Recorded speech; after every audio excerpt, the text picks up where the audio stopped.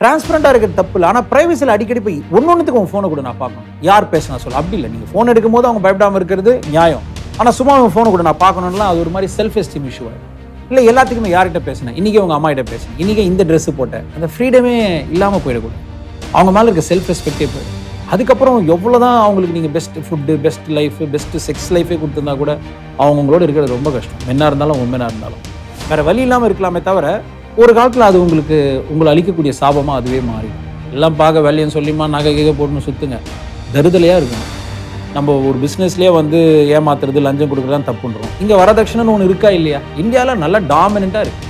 நம்ம அதுலேருந்து இன்னும் மீண்டே வரல. அது கல்யாணம் பண்ண உடனே உனக்கு அவங்கள பிடிக்கின்றதுக்காக உனக்கு பிடிச்சதெல்லாம் அவங்களுக்கு பிடிக்கணும்னு நினைக்கிறது ரொம்ப தப்பு. உனக்கு பிடிக்காததெல்லாம் அவங்களுக்கு பிடிக்காம போயணும்னு நினைக்கிறது அதோட பெரும் பாவம். அவங்களோட சர்க்கிள் வேறு, அவங்களோட ஃப்ரெண்ட் சர்க்கிள் வேறு, அவங்களுடைய வளர்ப்பு வேறு, அந்த எதிர்பார்ப்பும் வேறு. அதை மீறி இப்போ வரும்போது டக்குனு உன்னை கல்யாணம் பண்ணதால உனக்கு பிடிச்சதெல்லாம் அவங்களுக்கு பிடிக்கணும், உனக்கு பிடிக்காதெல்லாம் அவங்களுக்கு பிடிக்கூடாதுன்னு எப்படிப்பா? இல்லை நீங்கள் தான் எப்படி சொல்லுங்கணும்? அது பாசிபிலிட்டியே கிடையாது. சும்மா ஹாய் மச்சான் எப்படி இருக்க, ஹாய் ப்ரோ எப்படி இருக்க, நான் உன் ஃப்ரெண்டுடா, என் நண்பன் போல் யார் மச்சான், அதெல்லாம் ஒன்று கிடையாது. அவன் தலையில் அவன் தான் உனக்கு ஆப்பே வச்சான். நல்லா யோசித்துப்பார், ஏன் உனக்கு ஹெல்ப் பண்ண அனுப்பிச்சுப்பார். நீ கஷ்டப்படும் போது கஷ்டப்படுறியான்னு கேட்குறவங்களும் நண்பன் கிடையாது. டே இதை செய்யாதரா கஷ்டப்பட்டுருன்னு உங்ககிட்ட சண்டை போட்டு கோச்சிக்கிறான் பார், அவன் தான் நண்பன். உங்கள் அம்மா பெத்த பிள்ளைங்களே 4 பேர் ஒரே மாதிரி இருக்கு. யாரோ பெத்த பொண்ணு எப்படி உன்ன மாதிரி இருக்கும், யாரோ பெத்த பையன் எப்படி உன்ன மாதிரி இருப்பான்? 200% அதுக்கு பாசிபிலிட்டியே கிடையாது. நீ உன் மனைவியை விவாகரத்துக்கு பண்ணிட்ட, உன் கணவனை டிவோர்ஸ் பண்ணிட்ட, இப்போ இன்னொருத்தரை கல்யாணம் பண்ணிக்கிட்ட. அதுக்கப்புறமா எதுக்கு அவர்கிட்ட இருந்து வர மெசேஜை பார்க்குறேன்? எதுக்கு அப்புறம் அவர் மேலே பரிதாபப்படுறேன்? ஒருவேளை அவர் உன் மேலே இன்னும் அன்பு வச்சிருக்காருன்னே வச்சுப்போம். அது எந்த விதத்தில் உன்னோடைய வாழ்க்கைக்கு உதவ போகுது? திரும்பி போய் வாழ போறீங்களா? இல்லை அந்த பொண்ணு உன் மேலே அன்பை வச்சிருக்கா உண்மை, ஆனால் இப்போ இன்னொரு மனைவி, இப்போ திரும்பி போய் வாழ போறீங்களா?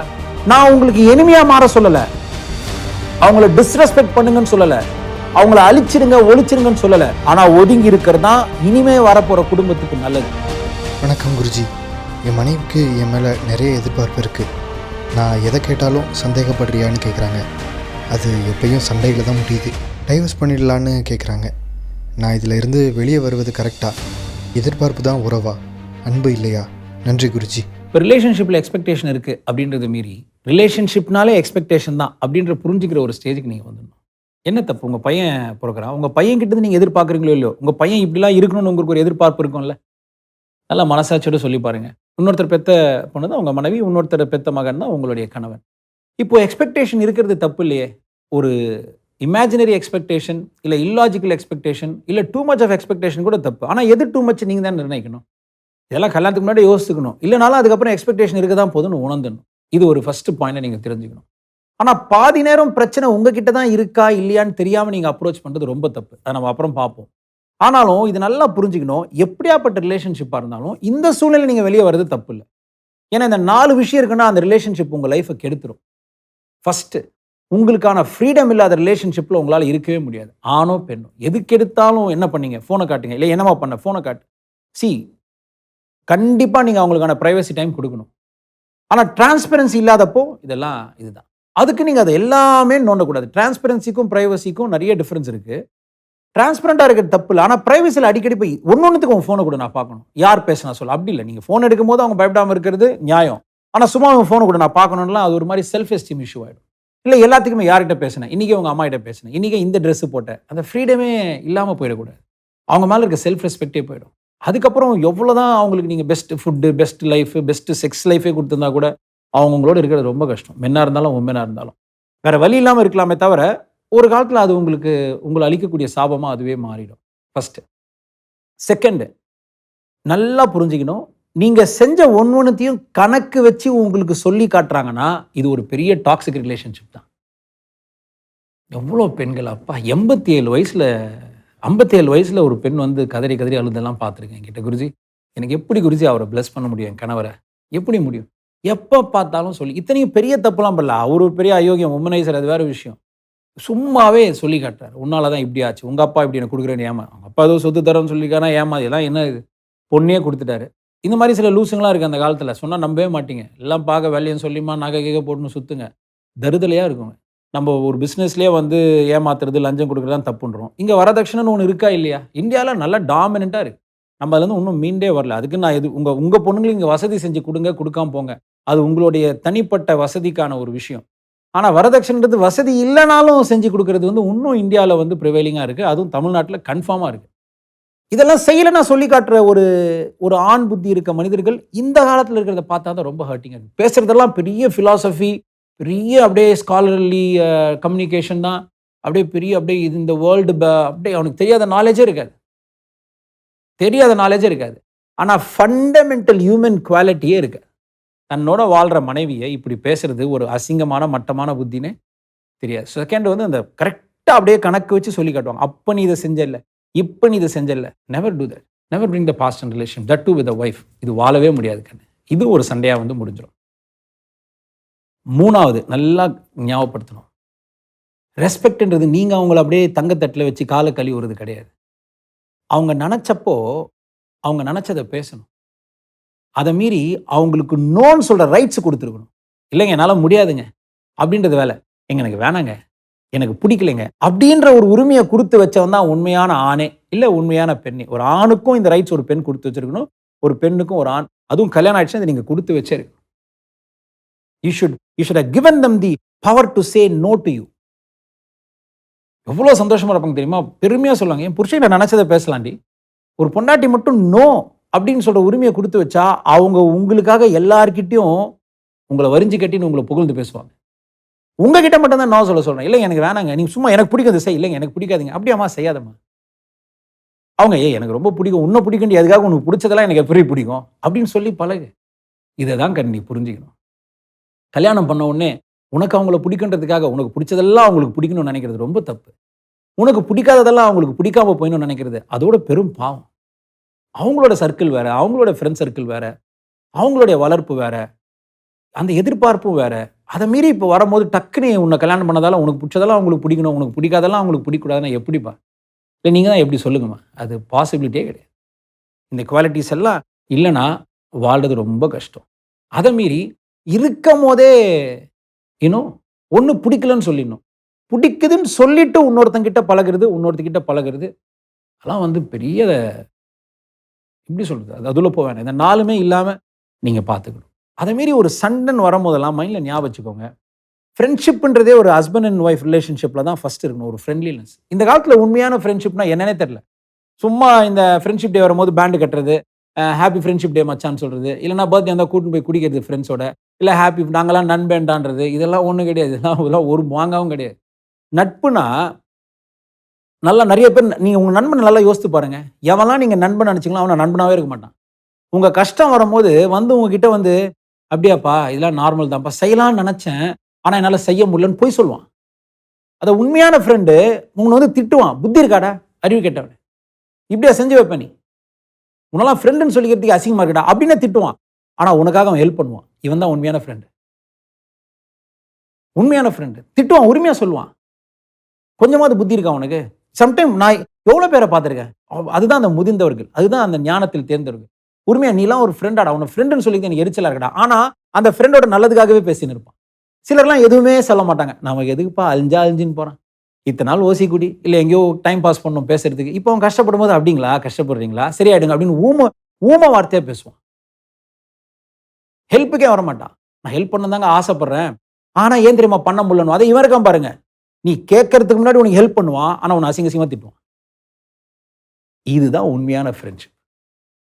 சும்மா ஹாய் மச்சான் எப்படி இருக்க, ஹாய் ப்ரோ எப்படி இருக்க, நான் உன் ஃப்ரெண்டுடா, என் நண்பன் போல யாரு மச்சான், அதெல்லாம் ஒன்று கிடையாது. அவன் தலையில் அவன் தான் உனக்கு ஆப்பே வச்சான். நல்லா யோசித்துப்பார், எவன் உனக்கு ஹெல்ப் பண்ண அனுப்பிச்சுப்பார். நீ கஷ்டப்படும் போது கஷ்டப்படுறியான்னு கேட்குறவங்களும் நண்பன் கிடையாது. டே இதை செய்யாதடா கஷ்டப்பட்டுருன்னு உங்ககிட்ட வந்து சண்டை போட்டு கோச்சிக்கிறான் பார், அவன் தான் நண்பன். இந்த நட்புணர்ச்சி ஒரு மனைவிக்கு புருஷன் கொடுத்து வைக்கணும். ஏன்னா உன்னோட உண்மையான ஃப்ரெண்டு உன் ஒய்ஃபு தான். ஒரு ஒய்ஃபுக்கு ஒரு ஹஸ்பண்ட் தான். உங்களை பெற்றவங்களும் உங்கள் கண்ணு முன்னாடி உங்களை விட்டு போகிறாங்க, நீங்கள் பெற்றவங்களும் உங்கள் கண்ணு முன்னாடி இன்னொருத்தன் நீ பிடிச்சி கொடுக்க போகிற. கடைசி வரைக்கும் வேற யாரோ பெற்றுக்கின 2 பேர் தான் ஒன்றா வாழ போகிறீங்க. அதில் இந்த உரிமை இருக்கணும். அதுதான் ஃப்ரெண்ட்ஷிப். திட்டினாலும் பரவாயில்ல, ஏங்க நீங்கள் செய்கிறது தப்பாக போய்ட்டுன்னு தோண்டுங்க, ஏமா இது மாதிரி செய்கிற அப்படின்னு சும்மா அதை நாசுக்காக சொல்லி பழகுங்க. அந்த ஃப்ரெண்ட்ஷிப், அந்த புத்தி இருக்கணும். அந்த இடத்துல யார் நினைச்சாலும் பிரிய முடியாது. இப்போ இந்த உலகமே மாறிடுச்சு. I will live my life, you will live your life, but will together sleep and make child. இது என்ன? இது ஒன்றுமே புரியல எனக்கு ஒன்றுமே புரியல. அங்கங்க ஒரு டிஃபரன்ஸ் ஆஃப் ஒப்பீனியன் வரணும். கடவுள் 2 பேரை ஒரே மாதிரி படைச்சதே கிடையாது. நீ ஏன் வேற வேற கண்ட்ரிக்கு போறீங்க? ஒரே தாய் வயித்துல பிறந்த ட்வின்ஸே ஒரே மாதிரி இருக்க மாட்டான். எப்படி வேற ஒருத்தன் பெத்த பொண்ணும் வேற ஒருத்தன் பெத்த பையனும் ஒரே மாதிரி இருக்கும்? அறிவு இல்ல. அவங்களுடைய விருப்பம் வேற குருஜி. அதனால நான் பிரிஞ்சு போலாமான்னு கேட்கிறேன். நீ உங்க அம்மா பெத்த 2 பிள்ளைக்கே ஒரே விருப்பம் இருக்காது. God is made in that way to respect God. நான் எல்லாரையும் வேற மாதிரி தான் படைச்சிருக்கேன். வேற வேற மாதிரி தான் உருவாக்கி இருக்கேன். இருந்தாலும் நீங்க எல்லாரும் பிறப்பால மனிதர்கள், ஒருத்தர் லவ் பண்ணும். அதுதான் கடவுள் கொடுக்குற ரெஸ்பெக்ட். நீ கல்யாணம் பண்ண பொண்ணிய லவ் பண்ண மாட்டேன்னா இது என்ன இது? இது துரோகம். இறைவனுக்கு செய்யற துரோகம். உங்க அம்மா பெத்த பிள்ளைங்களே 4 பேர் ஒரே மாதிரி இருக்காது. யாரோ பெத்த பொண்ணு எப்படி உன்ன மாதிரி இருக்கும்? யாரோ பெத்த பையன் எப்படி உன்ன மாதிரி இருப்பான்? 200% அதுக்கு பாசிபிலிட்டியே கிடையாது. அது உள்ள பதியணும். உள்ள பதியணும். அப்ப இன்னிலிருந்து அதை சொல்லி பழகு. அதே மாதிரி பிரச்சனைன்னு வரும்போது உங்க சைட்ல பிரச்சனை இருக்கான்னு தெரிஞ்சுக்கோங்க. அதை நான் எப்படி தெரிஞ்சுக்கணும்னு சொல்றேன். அதுக்கு முன்னாடி ஒன்று பாருங்க. டிவோர்ஸ் ஆயிடுச்சு குருஜி, என்ன பண்றதுன்னு தெரியல. எவ்வளோ பேர் தெரியுமா? அப்பா இப்போ பாருங்க, டிவோர்ஸ் ஆகலன்றதை மீறி இப்படி அப்ரோச் பண்ணி பாருங்க. உங்களோட வாழ்றவங்க பிடிக்கலன்றாங்க. அதுக்கு அவங்களுக்கு அந்த உரிமை இருக்கு. நீங்க உடனே அவங்களை வெறுத்துறாதீங்க. இப்போ நீங்க உங்களை கேட்டு பாருங்க, அவங்க என்ன வெறுக்கிறாங்க இல்லையா? What is the reason for them to hate me? First question. அந்த ரீசன் நியாயமா இருந்தா நீங்களே தெரிஞ்சுக்கோங்க. நீ என்ன பிடிக்கலன்றதுக்காகவே நீ அவங்கள வந்து வெறுத்துறக்கூடாது. உன்னை பிடிக்கலன்னு சொன்னது உண்மைனா ஏன் பிடிக்கலன்னு சொன்னாங்க யோசித்து பாரு. நான் அவங்க நிலைமையில இருந்தா, நான் அவங்களுக்கு செஞ்சதை அவங்க எனக்கு செஞ்சிருந்தா நான் வெறுத்திருப்பேனான்னு கேளு.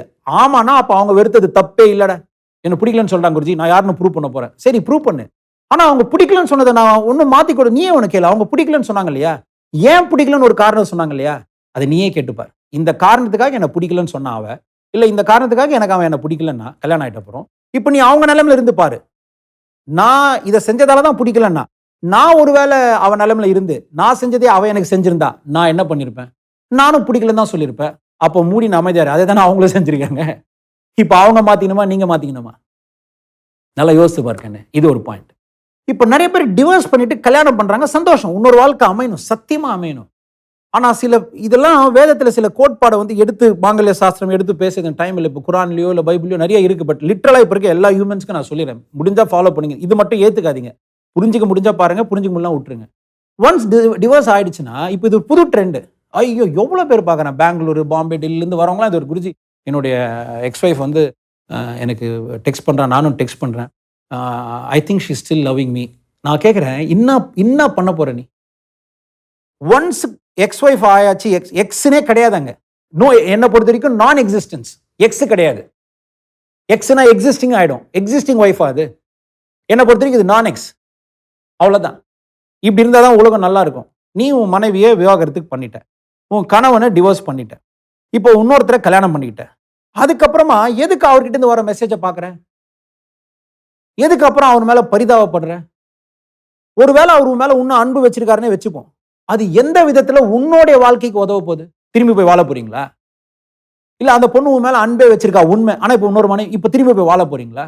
இதுல எதுக்கு இந்த எமோஷனல் டிராமா? உனக்கு இன்னொரு ஓசி செக்ஸ் எதிர்பார்க்குது மனசு. இது யாரும் சொல்ல மாட்டாங்க, நான் ஓப்பனா சொல்றேன். இல்லைன்னா நீ நல்லவன் ப்ரூவ் பண்ணி சான்ஸ் யூஸ் பண்ணிக்கிற. ச்சே, என் மேல அவ்வளோ அன்பு வச்சிருக்கா, எனக்காக இன்னும் பரிதாபப்படுறா, படட்டும், உனக்கு என்ன லாபம்? திரும்பி கல்யாணம் பண்ணிக்க போறியா? அப்ப இப்ப கல்யாணம் பண்ணவங்க என்ன ஆவாங்க? அப்ப இந்த கொள்கைகளா இருந்தா டிவோர்ஸ் பண்ணுங்க. ஒன்ஸ் போயாச்சுன்னா அவங்க போயாச்சு தான். இது யார் மேல தப்பு, கரெக்ட் வேற. இது ஏன்னா 90% ஒரு புது ட்ரெண்ட் ஆயிடுச்சு மாடர்ன் வேர்ல்ட்ல. இல்ல நாங்க டிவோர்ஸ் பண்ணிட்டோம், ஸ்டில் வி ஆர் ஃப்ரெண்ட்ஸ். புதுசா கட்டிக்கிறோம், நல்லா இருப்போம்னு நினைக்கிறீங்களா? கேட்க சும்மா விடலாம், ஆனா அதில் இருக்க முடியாது. நான் உங்களுக்கு எனிமையா மாற சொல்லல, அவங்கள டிஸ்ரெஸ்பெக்ட் பண்ணுங்கன்னு சொல்லல, அவங்கள அழிச்சிருங்க ஒழிச்சிருங்கன்னு சொல்லல. ஆனா ஒதுங்கி இருக்கிறது தான் இனிமே வரப்போற குடும்பத்துக்கு நல்லது. நீ ரொம்ப ஸ்மார்ட்டாலாம் ஆக்ட் பண்ண முடியாது. டிவோர்ஸும் பண்ணிடுவேன், இன்னொருத்தனும் தேவை, அங்கிருந்து எனக்கு பெனிஃபிட் தேவை. டிவோர்ஸும் பண்ணுவேன், இன்னொருத்தையும் தேவை, எனக்கு அங்கிருந்து பெனிஃபிட் தேவை. எதிர்பார்க்காத டைம்ல கடவுள் கலப்பி வைப்பான். கண்டிப்பா செய்வான். தாம்பத்தியம் சும்மா கிடையாது. இந்த உலகத்திலேயே எல்லா மிருகமும் பெத்துக்குது, ஆனா இங்க எவனும் பெத்துக்கல. குடும்பத்தை தான் படைக்கிறான். அந்த குடும்பமா வந்ததான் மனித உலகம். அப்படி அதுக்கு அச்சாரமே அந்த. ஸோ டிவோர்ஸ் பண்ணாதீங்க, உரிமையா பண்ணுங்க. உங்களுக்கு செட் ஆகலையா? ஃபர்ஸ்ட் சொன்ன பாருங்க, ஸ்டார்டிங் ஸ்டேஜ்ல பிரிஞ்சு வாழ விடுங்க. ஆனா டிவோர்ஸ் ஆயிட்ட அப்புறம் அவங்க எனக்காக மெசேஜ் பண்றாங்க. என்கிட்ட நிறைய பேர் சொல்லுங்க, குருஜி எனக்கு அவங்க ரொம்ப என்ன மிஸ் பண்றாங்க, இப்போ நான் என்ன பண்ணணும்? என்ன பண்ண? எதுக்கு இன்னும் கான்டாக்ட்ல இருக்க? எதுக்கு? என்ன பர்பஸ்? அப்ப எதுக்கு முதல்ல டிவோர்ஸ் பண்ண? ஏதாவது ஒண்ணு செஞ்சிருக்கணும் நீ. நான் சொல்றது தப்பா எடுத்துக்காதீங்க. தெளிவா புரிஞ்சுக்கோங்க. நான் அடுத்து வரப்போற ஜெனரேஷனுக்காக சொல்றேன் நானு. அவங்கள வெறுக்க சொல்லல, ஒதுக்க சொல்லல. ஆனா இந்த தர்மத்தை புரிஞ்சுக்கோங்க. இது உன் மனசு நிம்மதியே கெடுத்துரும். உன்னை ஏதாவது கெட்ட செயல்ல தூண்டி விட்டுரும். வேணாம். டன். 2 பிரின்சிபலோட வாழ்ந்து பாருங்க. அப்புறம் நான் சொன்னேன் பாருங்க, யாராவது உங்கள பிடிக்கலன்னா, அவங்க நிலைமையில இருந்தா நீங்க என்ன சொல்வீங்க? பிடிக்கலன்னு சொல்வீங்கன்னா, அப்ப அவங்க சொல்றது கரெக்ட் தான். அதுமாரி ஒரு சின்ன நடந்த சம்பவத்த சொல்றேன். எவ்வளோ எதார்த்தமா இருக்கு பாருங்க. உங்க மேல தப்பு இருக்கான்னு முதல்ல தெரிஞ்சுக்க ட்ரை பண்ணுங்க. ஒருத்தர் என்ன பண்றாரு, அன்புல அவங்க ஒய்ஃப்க்கு காது சரியா கேட்கலன்னு அவருக்கு புரிஞ்சுக்க ஆரம்பிக்கிறாரு. உடனே இந்த வாட்ஸ்அப் மெசேஜ் அனுப்புறாரு. இப்பதான் வாட்ஸ்அப்லயே அவர் ஃப்ரெண்டுக்கு அனுப்புறான். இது மாதிரிடா என் ஒய்ஃப்க்கு சரியா கேட்கலடா, எனக்கு என்ன பண்ண தெரியல. எந்த டாக்டர் முதல்ல நான் சொல்ற மாதிரி பேசிக் எக்ஸாமினேஷன் பண்ணுப்பா அப்படின்றான். இவரும் சரி நான் பண்ணலாம், என்னெல்லாம் சொல்லணும்னே, ஒன்றும் இல்லை, டிஸ்டன்ஸ்லேருந்து கூப்பிட்டு பாரு, கேட்கலன்னா இன்னும் கொஞ்சம் கிட்ட போய் கூப்பிட்டு பாரு, அது மாதிரி ஒரு 4 இடத்துலேருந்து கூப்பிட்டு பாரு, எனக்கு அப்புறமா ரிப்போர்ட் அனுப்பு, நீ என்ன அப்சர்வ் பண்ணி அதை சொல்லு அப்படின்னு. இவர் என்ன பண்ணுறாரு, நைட்டு டின்னர் அவங்க கிச்சன்லேருந்து சமைக்கும் போது அவர் இங்கேருந்து சொல்கிறாரு, மா நீ சப்பாத்தி சுட்டுனுங்க, எனக்கு மட்டும் தோசை சுட்டுருமா அப்படின்றாங்க. அந்த அம்மா ரெஸ்பான்ஸே பண்ணல. இவருக்கு ஒரு மாதிரி, இவன் மனைவிக்கு காது கேட்கல போல இருக்கு, உண்மையிலேயே நான் நினச்சது சரிதான்னு ஹால்லேருந்து கொஞ்சம் கிட்ட போகிறாரு. அந்த ஏஞ்சி கொஞ்சம் கிட்ட போயிட்டு அந்த கிச்சன் டோருக்கும் கொஞ்சம் முன்னாடி நின்று, அம்மா எனக்கு தோசை செஞ்சிருமா, சப்பாத்தி வேணாமா அப்படின்ட்டு. மனைவி கிட்ட இருந்து ரெஸ்பான்ஸ் வரல. இப்போ என்ன பண்ணுறாரு, கிச்சன் டோருக்கே போயிடுறாரு. அம்மா எனக்கு தோசை செஞ்சிருமா, சப்பாத்தி வேணான்றாரு. மனைவி குக் பண்ணிருக்காங்க. இப்போ அந்த சமைக்கிறதுக்கு முன்னாடியே போயிட்டு அவர் சொல்கிறார், அம்மா எனக்கு தோசை செஞ்சிருமா, சப்பாத்தி வேணான்னு. ரெஸ்பான்ஸ் இல்லை. ரொம்ப அப்செட் ஆயிடுறாரு. நைட்டு தூங்கும் போது மனைவி கிட்ட போய் பார்க்கும்போது அழுதுன்னு இருக்காங்க அந்த ஒய்ஃபு. ஒரு ஹஸ்பண்ட் கேட்குறாரு, என்னம்மா அழுதுன்னு இருக்க, எனக்கு நான் தான் ரொம்ப கஷ்டத்தில் இருக்கேன், என்ன? இல்லை நான் அவன் சொல்கிறேன், பொறுமையாக கேளு, எனக்கு தோசை சுற்று சப்பாத்தி வேணாம் நான் அவ்வளோ சொல்லிட்டு இருந்தேன். உடனே அந்த அம்மா சொன்னேன், அதை நினச்சி தாங்க அழுதுனுங்க, அதை நினச்சி தான், அது எதுக்கு இதுக்கு போய் அழுகுற? நீங்கள் சொல்லும் போது ஒரு வாட்டியும் நான் சப்பாத்தி சுட்டுனே சொன்னேன், ஓகேங்க உங்களுக்கு தோசை சுட்டு தரேன்னு, ஆனாலும் நீங்கள் அதையே 4 வாட்டி வந்து கேட்டிருந்தீங்க. இப்போ தான் அவருக்கு தெரியுது, காது இவருக்கு கேட்கல, அந்த அம்மாக்குனால தான் கேட்க. கேட்க உங்களுக்கு சிரிப்பா இருக்குல்ல? 99.9% பிரச்சனை நம்ம மேல வச்சுன்னு இன்னொருத்தங்க பிரச்சனையை நினைச்சு உன்னை ஏமாத்தின இருக்க. அவசரப்படாத. இன்னிலிருந்து லைஃப்ல ஒரு முடிவு வா. எங்கன்னா அவசரப்படு, எங்கன்னா கோவப்படு. இந்த உலகம் என்னென்னவோ கத்து தருது. முடிஞ்ச எல்லார்கிட்டையும் கோவப்படு. நீ அவன் கிட்ட கோவப்படுறியோ அவனே உன்னை பார்த்துப்பான். ஆனா உன் குடும்பத்துல மட்டும் அவசரப்படாத. தோணுனதை உடனே பேசிடாத. வாய்க்கு வந்ததை உடனே சொல்லாத. அப்புறம் வாந்திக்கும் வார்த்தைக்கும் வித்தியாசம் இல்லாம போயிடும்டா. 10 செகண்ட், முடிஞ்சா ஒரு 30 செகண்ட். உன்னால முடியாது, அடக்கி திங்க் பண்ணிப்பார். திட்டலாமா வேணாமா, அவசியமா இல்லையா, உடனே மாறிடும். உன் குடும்பம் மாறுன்னு மட்டும் சொல்லல, உன் தலைமுறையே மாறிடும். நீ ஒருத்தர் ரெடியாகி பாரு, உன் தலைமுறையில் அதே குணத்தோட பிறப்பாங்க. அப்படியே உன் தலைமுறையே மாறிடும். அது இந்த சமூகத்தையே மாத்திடும். உலகத்துக்கே நம்மளுடைய தமிழ்நாட்டு சமூகம் ஒரு எக்ஸாம்பிளா இருக்கலாம். இதை மட்டும் செய். தோணுன உடனே பேசிடாத. உன் மேலேயும் தப்பு இருக்க வாய்ப்பு இருக்கான்னு மட்டும் யோசித்து பாரு. யோசிச்ச உடனே வாய்ப்பு இருந்தா உன் மனசே அதை சொல்லும். இருந்தா திருத்திக்கோ, இல்லைனாலும் அவங்க தப்பு செய்யறதுக்கு அவங்களுக்கு உரிமை இருக்கான்னு கேட்டுப்பாரு. இருந்தா தாங்கிக்கோ. இதுவே வாழ்க்கையை உயர்த்திடும், நிச்சயமா உயர்த்திடும். எனக்கு என்ன ஆசை, நீங்கெல்லாம் ஆசைப்பட்ட வாழ்க்கையை வாழணும், அதை பார்க்கணுன்றது என் ஆசை, அவ்வளோதான். ஆனால் அது என் ஆசையாக இருந்தாலும் நீங்க செய்யாம என் ஆசை நிறைவேறாது. எனக்காக என் ஆசை நிறைவேற்றி தான் காட்டுங்களேன். ஆனால் நிறைவேற போகிறது உங்க ஆசை தான். உங்களுடைய ஆசை தான். உங்க ஆசை மட்டும் கிடையாது, நீங்க நினைச்சு பார்க்காத அளவுக்கு உங்க குடும்பத்துக்கே அது ஆசீர்வாதமாகவும் மாறும். இதை நான் பர்சனலாக செஞ்சு தர ஒரு ப்ராமிஸ். அகம் பிரம்மாஸ்மி.